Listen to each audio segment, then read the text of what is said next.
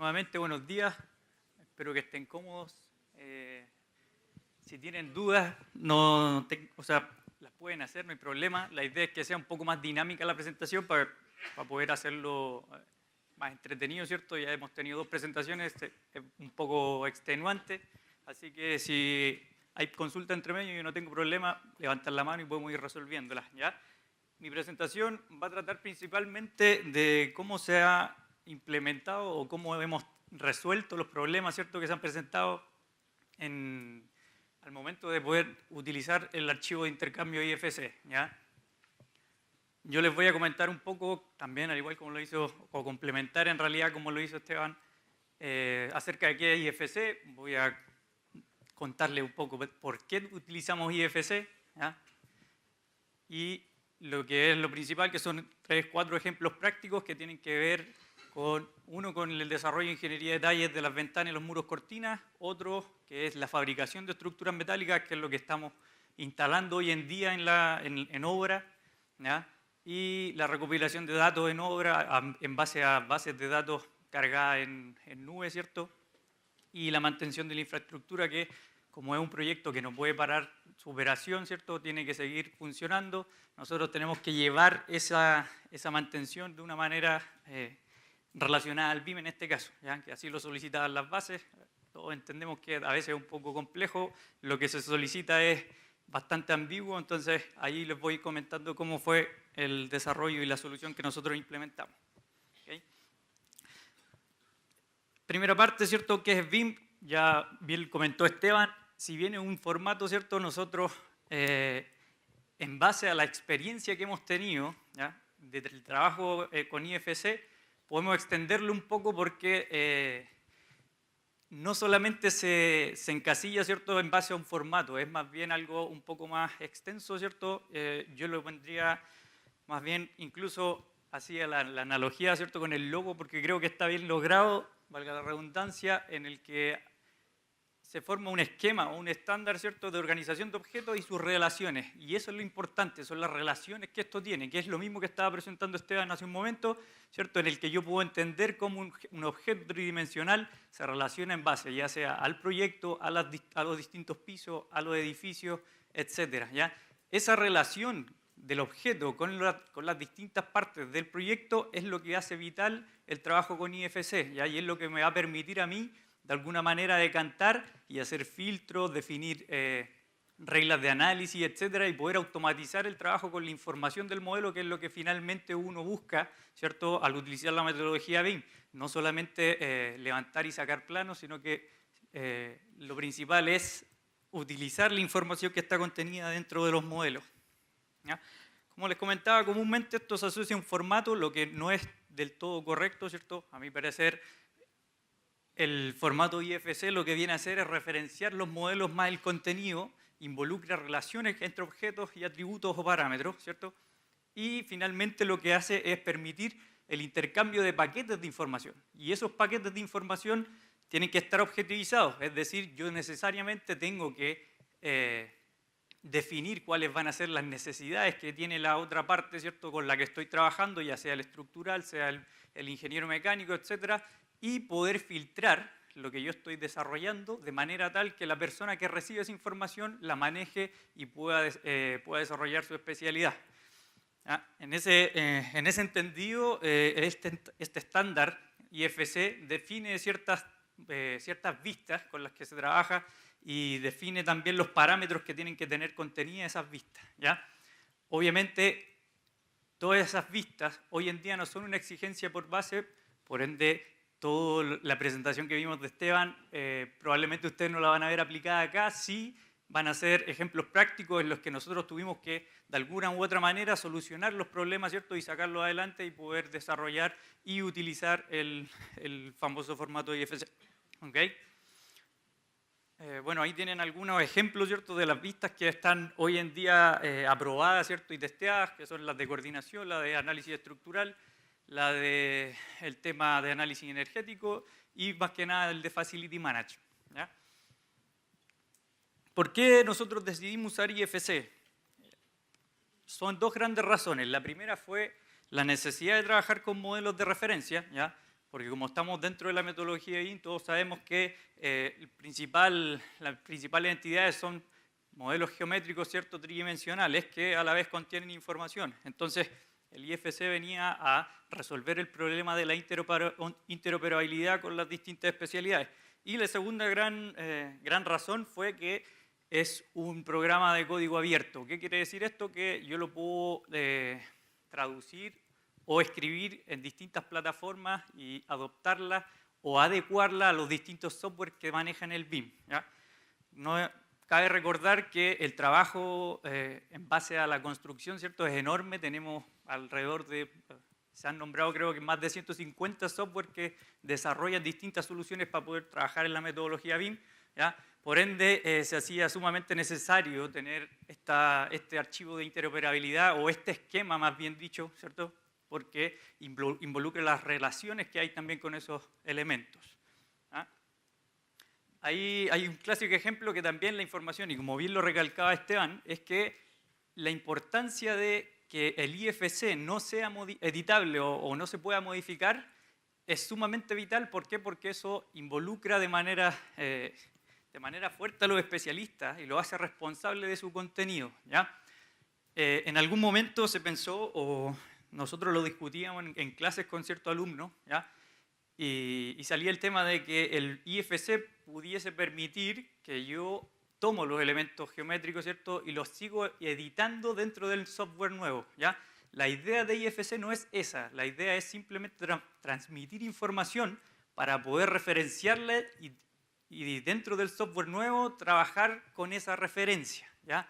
Es importante que esto lo entiendan y de alguna manera se transmita y quede como en el inconsciente de todos, ¿cierto? ¿Por qué? Porque de esa manera nosotros nos hacemos cargo de la información que estamos entregando o que estamos depositando en los modelos para poder intercambiar datos, ¿ya? Por el otro lado, la plataforma del código abierto tiene la versatilidad que se puede representar en forma de geometrías tridimensionales, ¿cierto? Puede contener datos, puede filtrarse a través de todos estos parámetros que estábamos viendo, estas verificaciones que estaba presentando Esteban en su charla, ¿cierto? Y por último tenemos una estructura simple de organización, que son las relaciones que veíamos, que es el IFC, que pertenece a un proyecto, ¿cierto?, pertenece a un terreno, tiene un parámetro de edificio, etc. Entonces, esas son las cosas que de alguna manera vienen a simplificar la vida para poder trabajar después y hacer clasificaciones de elementos y poder transmitir la información de una forma estandarizada y que todos entiendan, ¿ya? En sí de alguna manera es rayar la cancha, como comúnmente se dice, ¿cierto?, y tener unas reglas establecidas para poder compartir información, ¿ya? Ya entrando de lleno un poco los ejemplos, que son, el primero tenía relación con la ingeniería de detalle, ¿ya?, el desarrollo de muros, cortinas y ventanas. Tenemos el esquema más básico de lo que uno podría imaginarse como interoperabilidad, ¿cierto? Tenemos un modelo nativo hecho en un software A, el cual va a ser transformado a un formato IFC, que va a recibirlo el modelo nativo del software tipo B, ¿cierto?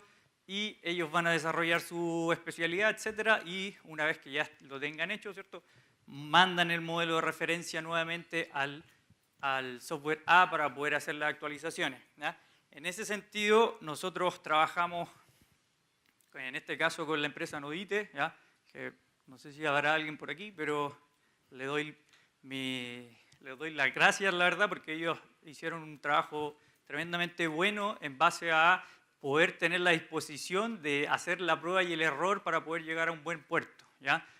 Esto es, las iteraciones que tuvimos que hacer para poder llegar a buen puerto, de verdad que fueron bastantes, entonces mi profundo agradecimiento con Anodite. Aquí ustedes pueden ver en la imagen cómo nosotros, en una primera instancia, tomamos los elementos de arquitectura y como esto es una infraestructura que existe, la primera clasificación que teníamos que hacer, ¿cierto?, era indicarle a la gente qué cosas son las que se van a mantener, qué cosas son las que se van a demoler y qué cosas son las nuevas. Y en ese caso nosotros utilizamos siempre esta nomenclatura, que lo gris es lo que se mantiene, lo amarillo es lo que se demuele y lo rojo es lo nuevo, ¿ya? Una vez teniendo esa clasificación, ¿cierto?, podemos pasar a la siguiente, que vendría siendo una clasificación de categoría o de tipo de elementos, en los que ustedes pueden ver que son solo los elementos que ellos deberían desarrollar, que son ventanas, ¿cierto?, muro, cortina y todo lo que es tabiquería vidriada dentro del aeropuerto. Una vez que nosotros pasamos por estos filtros, ¿cierto? Viene un poco a decantarse lo que es el entender la forma en que se trabaja del otro lado, ¿ya? Yo para poder enviarle información a la gente, necesariamente tengo que meterme en su manera de trabajar. Pues si yo no hago eso, finalmente no voy a estar colaborando con la persona, ¿ya? Por eso la importancia de este colaborar aquí es cuando se torna importantísimo. ¿Por qué? Porque yo necesariamente tengo que saber cómo la otra persona desarrolla su trabajo para poder de alguna manera hacerme una idea y enviarle la información que necesariamente o lo mínimo que él va a necesitar por lo menos para poder desarrollar su especialidad. ¿Okay? Eso obviamente va a asegurar el envío de información útil y efectivo y él no van a estar perdiendo tiempo buscando planos o haciendo filtros dentro de los modelos que ellos no desarrollaron, por ende no los conocen. Entonces, esto obviamente viene a facilitar la tarea del especialista. ¿Okay? Nosotros, un poco les comento, utilizamos una plataforma online que es también solución de Autodesk, que tiene mucha relación con Revit, tiene bastantes herramientas complementarias a el desarrollo del trabajo colaborativo, ¿ya? Se llama en este caso BIM 360 Team, hoy en día tiene un nombre nuevo porque se actualizó, nosotros quedamos con la versión 2016, ¿ya? Trabajamos con eso por base, entonces ahora se llama BIM 360 Design, ¿ya? O Docs, lo van a ver por ahí, ¿ya? Y en este caso lo que a nosotros nos permite es finalmente llevar un control registrado de las versiones de los distintos modelos que compartimos, ¿ya? Adicionalmente funciona también como un repositorio, ¿cierto? De todos los modelos que nosotros trabajamos en línea, ¿ya? No necesitamos tener una infraestructura física de servidor donde alojar nuestros modelos, entonces nosotros tenemos esta plataforma, ¿cierto? Subimos todo a la nube y simplemente con un control de acceso, ¿ya?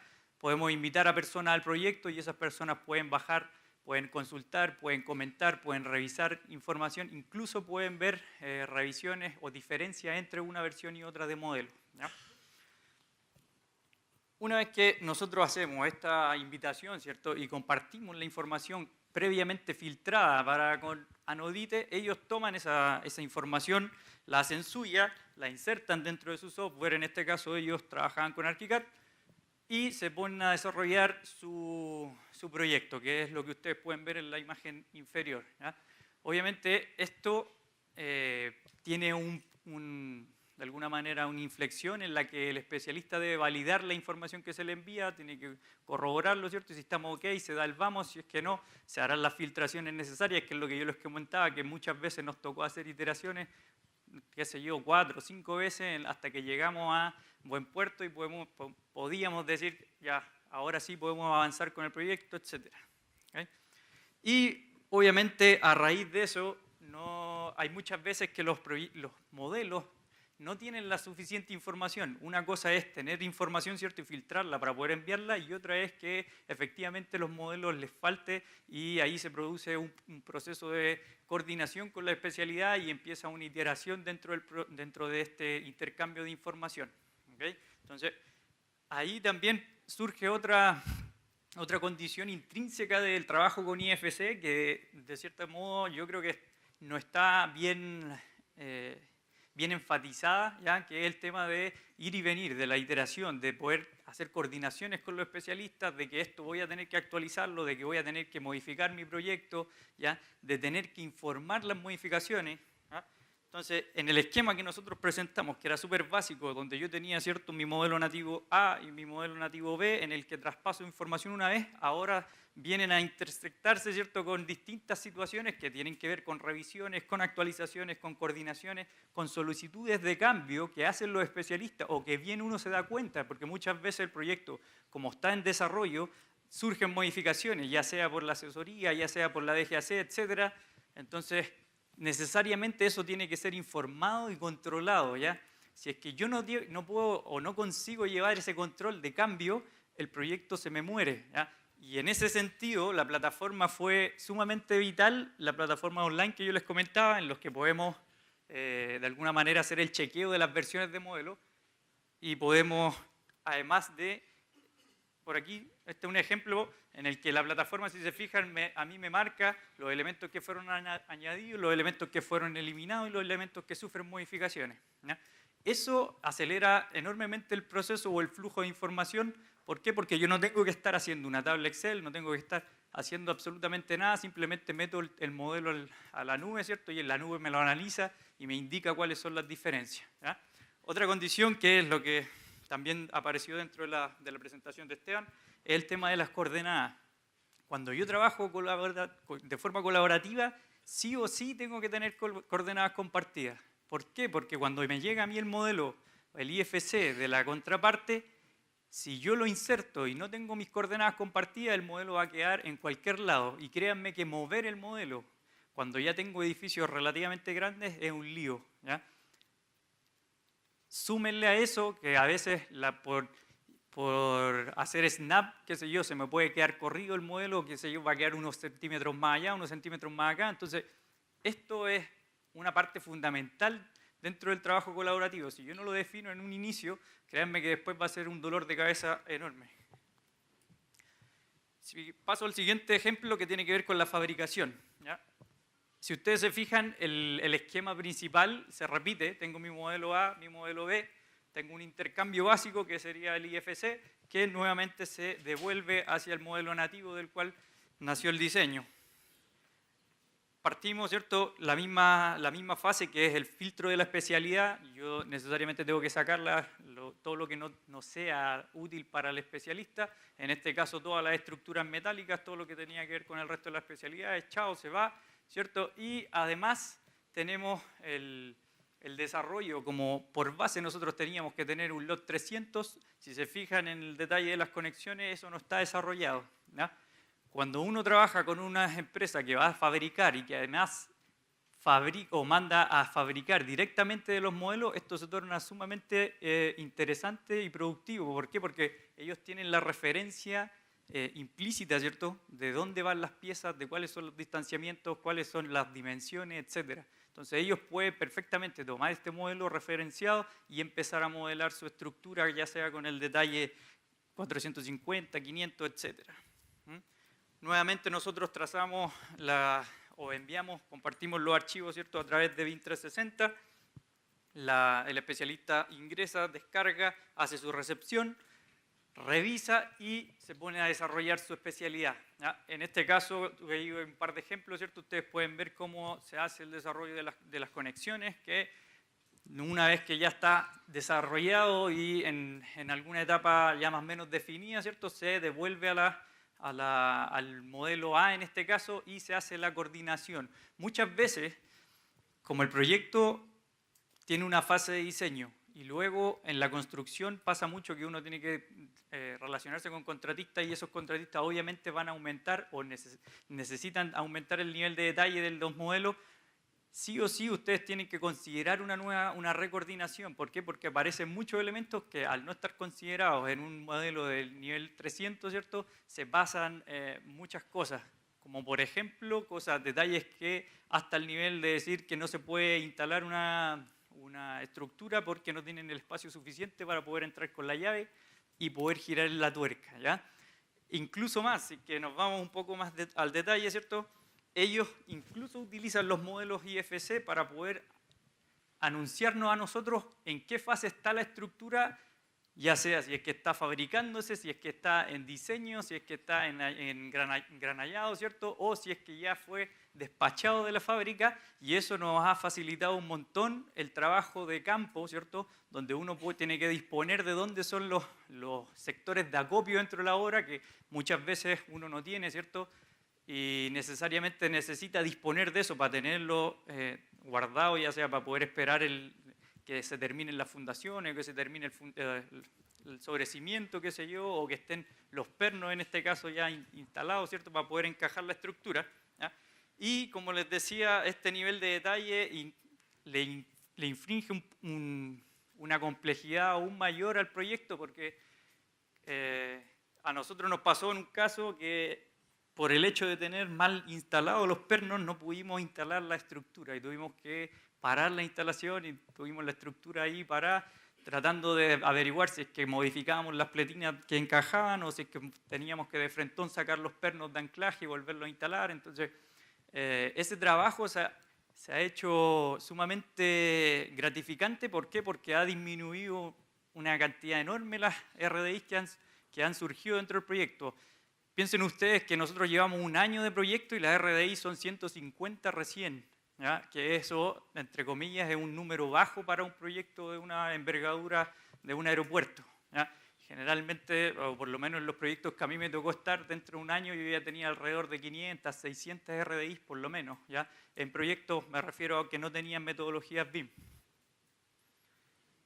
Paso, como lo grafiqué en el ejemplo, ¿cierto?, anterior de los muros cortinas, tenemos también nuevamente este esquema básico, ¿cierto?, en el que empiezan a llegar las nuevas instancias en las que yo tengo que poner cierta preocupación y poder hacer las iteraciones y tener las distintas actualizaciones de los modelos y hacer este pimponeo un poco controlado, ¿ya? En base al control documental que, por suerte, la plataforma, ¿cierto?, online a nosotros nos permitió encontrar las diferencias y llevar un control mucho más fácil. Si se fijan ahí, un ejemplo también del mismo edificio en el que estábamos viendo, donde se grafican las diferencias, los elementos que se eliminan y los elementos modificados. Tenemos también el tema de las tolerancias, que es lo que yo les comentaba, este tema de llegar al callo, o sea, de llegar a un nivel de detalle en el que yo necesito milimétricamente tener bien instaladas las cosas para poder llegar e instalarlo sin problemas y no detener los procesos constructivos intrínsecos, ¿ya? Aquí yo les presentaba, se tuvo que hacer un levantamiento topográfico de los pernos porque, como les comentaba, había un problema en el que las perforaciones de las pletinas de la estructura no calzaban. Entonces, finalmente lo que se hizo fue rectificar los pernos, ¿ya? Esa fue la solución que llegó, en este caso, la asesoría con el calculista. El siguiente ejemplo que yo les comentaba es los datos de la obra, que es una recopilación de la información que se va acumulando, ¿cierto? Llámese datos de los equipos de clima, llámese datos de las instalaciones, de las terminaciones del edificio, de los artefactos, sus marcas, sus catálogos, etc. Toda esta información a nosotros se nos exige por base que al terminar el proyecto nosotros debemos entregar un modelo as-built que contenga todo lo que fue instalado. ¿Por qué? Porque posteriormente a eso una parte del proyecto bien se hará cargo la DGAC, que son sus instalaciones, y otra parte la tenemos que seguir operando nosotros, que es el terminal de pasajeros. Por ende, a nosotros es sumamente vital tener esa información actualizada al minuto, es decir, y aprovechar, ¿cierto?, la instancia de la construcción y tener las bases de datos que podemos hoy en día encontrar en el mercado, ¿cierto?, y utilizarlas en un tablet o en un celular para poder recopilar esa información. ¿Por qué? Porque si nosotros esperamos hasta que termine el proyecto y después ponemos a alguien a hacer ese levantamiento, créanme que va a ser mucho más difícil a que alguien esté con un tablet, ¿cierto? Y cuando llegas, instala un equipo, qué sé yo, etcétera, se puede anotar directamente la fecha de instalación, la garantía, el proveedor, el link de quién me va a hacer las mantenciones, si es que no es el mismo proveedor, etcétera, ¿ya? Entonces, aquí nuevamente les presento el ciclo, ¿cierto? Y soy majadero en esto y lo presento una y otra vez porque quiero que entiendan que esto es iterativo, esto tiene repeticiones. IFC no es un intercambio de un solo lado. Siempre van a tener conflictos en que se modificó el proyecto, que solicitaron agregar algo, en que la coordinación no funciona. Entonces, esto tienen que entenderlo como un ciclo y no como un formato de intercambio. Por eso hago el énfasis. Siempre es un proceso, siempre tiene relación, es un esquema que necesariamente involucra a las partes y las obliga, entre comillas, a colaborar, ¿ya? Necesariamente eso tiene que ocurrir, si no el proyecto no llega a buen puerto y nos encontramos con después suma, ¿cierto?, o problemas en la construcción y cosa que nadie quiere. Entonces tenemos el filtro de los muros. En este caso el filtro de los muros es porque la recolección de datos se hace en base a las partidas del proyecto, ¿ya? Se definió una carta GAN, ¿cierto? Y esa carta GAN fue la que nosotros decidimos como equipo transmitir a la base de datos de la nube para poder recolectar información. Eso nos permitía también, de alguna manera, clasificarla, ¿ya? cabe mencionar que nosotros no cumplimos el estándar que vimos en la presentación pasada, ¿cierto? Esto de tener la información. ¿Por qué? Porque a nosotros no se nos exige y de alguna manera el tiempo en la obra siempre apremia, todo es para ayer, entonces de alguna manera nosotros tomamos la información como neurálgica del proyecto, que son las partidas, y sobre eso nos pusimos a poder hacer esta importación de distintos IFCs que nos permitieran recolectar la información de la obra. Después tenemos, obviamente, una vez que ya están los IFCs cargados, qué sé yo, está la información recolectada en base a listas de chequeo, a protocolos de calidad, podemos tomar esa información y a través de una base de datos sencilla como es Access, ¿cierto? Revit tiene en la página de sus aplicaciones un plugin en el cual yo puedo adosarlo y las bases de datos que yo tenga las puedo editar y las puedo inyectar dentro del modelo, ¿ya? Es un proceso sumamente sencillo y que ahorra una cantidad de tiempo enorme, ¿ya? Y valiosa información, ¿cierto? Porque si no yo tendría que estar digitándola uno a uno, literalmente, o tener a una persona que esté paseándose por la obra, ¿cierto? Reconociendo qué cosas son las que han cambiado o qué cosas van instalándose y ir haciendo el trasvasijado o la digitación de esa información. Por último tenemos el ejemplo de los datos de obra. Ya una vez, cuando ya los tengo cargados, ¿cierto? Yo tengo que tomar esos datos y de alguna manera llevarlos al programa o el software o la solución que sea que esté utilizando en el Facility Management para continuar con su operación, ¿no? En este caso, las modificaciones de...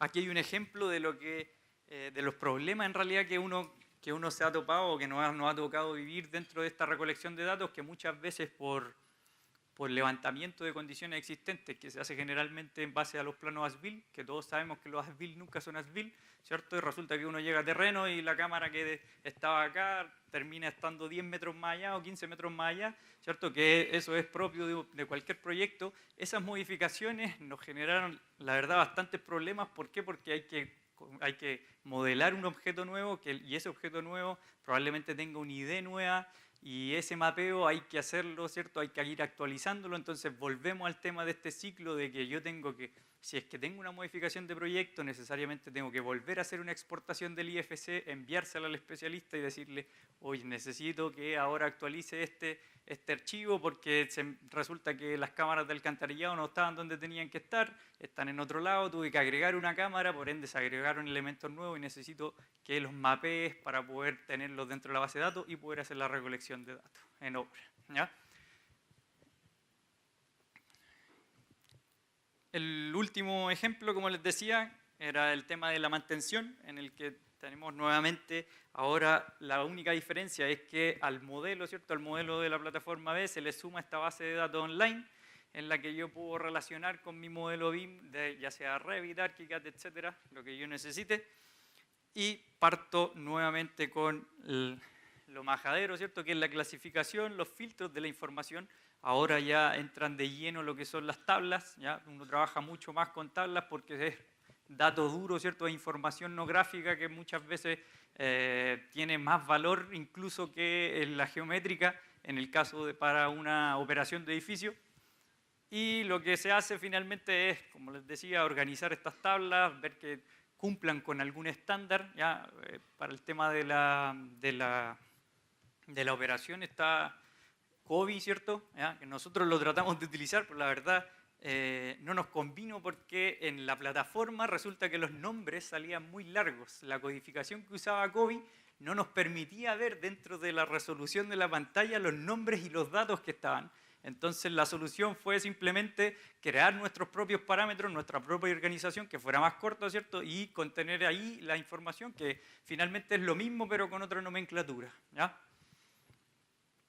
Volvemos a lo mismo, tenemos la plataforma de operación, ¿cierto? Online, en la cual nosotros cargamos la información que sacamos de obra y la inyectamos dentro de un modelo tridimensional que está en la nube, que en este caso también se utiliza en base a IFC, ¿ya? Tengo entendido que ahora último eso lo quieren actualizar, cosa que sea directo desde Revit y no tener que hacer ese paso por la transformación, ¿ya? Pero de todas maneras, hasta hoy en día nosotros lo que estamos haciendo es transformar IFC, subir a la plataforma con los datos, ¿cierto? Y organizarlos y empezar a trabajar, a hacer ya sea órdenes de trabajo, mantenciones reactivas, mantenciones preventivas, etc. Si se fijan ahí, tenemos un ejemplo de la escalera mecánica que hoy en día tenemos su información, ¿cierto? Desde la fase de diseño, que son el ancho, la altura, que son cosas básicas. Probablemente tenemos un supuesto modelo y una marca, ¿ya? Pero obviamente nosotros no lo cargamos hasta que no esté la escalera instalada, porque eso puede variar, puede que cambie el proveedor, puede que cambie la marca, etc. ¿Ya? Y si se fijan en la parte superior, nosotros tenemos datos de construcción que están a la espera de, ¿ya? Una vez teniendo ya la escalera instalada, probablemente eso sea rellenado a través de este sistema que les comentaba, que es la recolección de datos y posteriormente la carga a la plataforma. ¿Okay? Aquí tenemos otro ejemplo del puente de embarque, este es existente, y en la parte inferior ustedes pueden ver cómo va quedando el registro dentro de esto. Es un pantallazo de la página web, literalmente, en el que ustedes pueden ir viendo cuándo fueron hechos las mantenciones a ese puente de embarque. ¿Por qué no tiene información? Porque este puente de embarque era existente y la información que tenía la concesionaria anterior era nula, no hay, entonces tenemos que hacer un levantamiento y eso probablemente nos toque ahora luego, ¿ya? De tener que ir, investigar un poco, hacerle seguimiento, si es que tiene alguna placa con información, etcétera, porque la concesionaria anterior no lo tenía, ¿ya? Entonces, por eso puedes ver ahí, no tiene tag, no tiene inscripción, no tiene fecha de instalación, etcétera. Ya estamos como a la búsqueda de esa información, pero de todas maneras ahí se puede seguir haciendo la verificación, ¿cierto?, del cumplimiento de las mantenciones preventivas que están estipuladas en el plan de conservación del aeropuerto, ¿ya? Que es parte de la entrega de la concesionaria. Por último, también nuevamente, ¿cierto?, el esquema básico al cual llegan estas situaciones que son inevitables, ¿cierto?, e inherentes del proyecto, y de las cuales nos tenemos que hacer cargo, que son las revisiones, las actualizaciones, hacernos cargo del plan de mantención. Si es que llegase a producirse una modificación de proyecto, nuevamente también tenemos que incorporarla dentro de esta plataforma, ¿cierto? Eso se replica para todo, es decir, tiene que ir al modelo as-built, tiene que quedar registrado dentro de la plataforma que recolecta los datos de la obra y adicionalmente la plataforma que hace la operación.